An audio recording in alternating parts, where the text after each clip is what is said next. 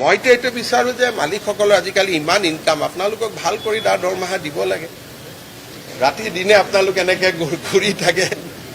মইতো উল্টাই কওঁ কাৰণ প্ৰত্যেকজন মালিকৰ ইনকাম মই জানো কাৰণ কোনোবাজন মালিক পিডব্লিউ কণ্ট্ৰেক্টৰ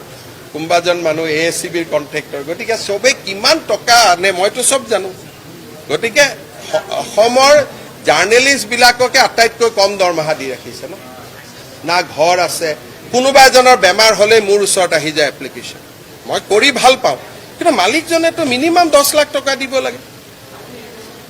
মইতো সেইটোকে কৈ থাকোঁ মই যেতিয়াই মালিকবিলাকক লগ পাওঁ মই কওঁ যে জাৰ্নেলিষ্ট কেইজনে ইমান মই ৰাতি 12টাতো ইয়াত আহি ধৰিব 5টাতো আহিলে উঠি আহিব হয় নহয় গতিকে দিল্লীততো জাৰ্নেলিষ্টবিলাকে ভাল দৰমহা পায় ইয়াত টাইমছ নাও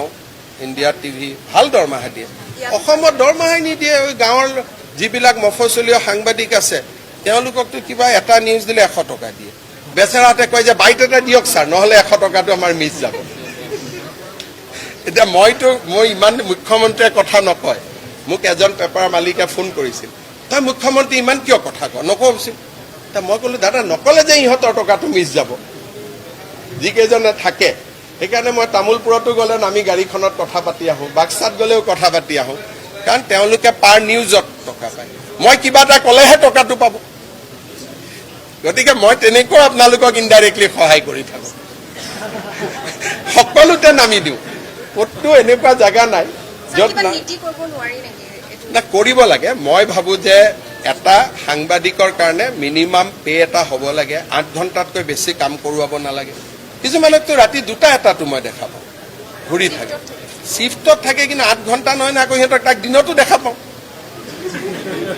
মইতো এইটো বিচাৰোঁ যে মালিকসকলৰ আজিকালি ইমান ইনকাম আপোনালোকক ভাল কৰি তাৰ দৰমহা দিব লাগে ৰাতি দিনে আপোনালোক এনেকৈ ঘূৰি থাকে মইতো উল্টাই কওঁ কাৰণ প্ৰত্যেকজন মালিকৰ ইনকাম মই জানো কাৰণ কোনোবাজন মালিক পিডব্লিউ কণ্ট্ৰেক্টৰ কোনোবাজন মানুহ ASCBৰ কণ্ট্ৰেক্টৰ গতিকে চবে কিমান টকা আনে মইতো চব জানো গতিকে অসমৰ জাৰ্নেলিষ্টবিলাককে আটাইতকৈ কম দৰমহা দি ৰাখিছে না ঘৰ আছে কোনোবা এজনৰ বেমাৰ হ'লে মোৰ ওচৰত আহি যায় এপ্লিকেশ্যন মই কৰি ভাল পাওঁ কিন্তু মালিকজনেতো মিনিমাম 10 লাখ টকা দিব লাগে মইতো সেইটোকে কৈ থাকোঁ মই যেতিয়াই মালিকবিলাকক লগ পাওঁ মই কওঁ যে জাৰ্নেলিষ্ট কেইজনে ইমান মই ৰাতি 12টাতো ইয়াত আহি ধৰিব 5টাতো আহিলে উঠি আহিব হয় নহয় গতিকে দিল্লীততো জাৰ্নেলিষ্টবিলাকে ভাল দৰমহা পায় ইয়াত টাইমছ নাও ইণ্ডিয়া টিভি ভাল দৰমহা দিয়ে অসমত দৰমহাই নিদিয়ে গাঁৱৰ যিবিলাক মফচলীয় সাংবাদিক আছে তেওঁলোককতো কিবা এটা নিউজ দিলে 100 টকা দিয়ে বেচেৰাতে কয় যে বাইট এটা দিয়ক ছাৰ নহ'লে 100 টকাটো আমাৰ মিছ যাব এতিয়া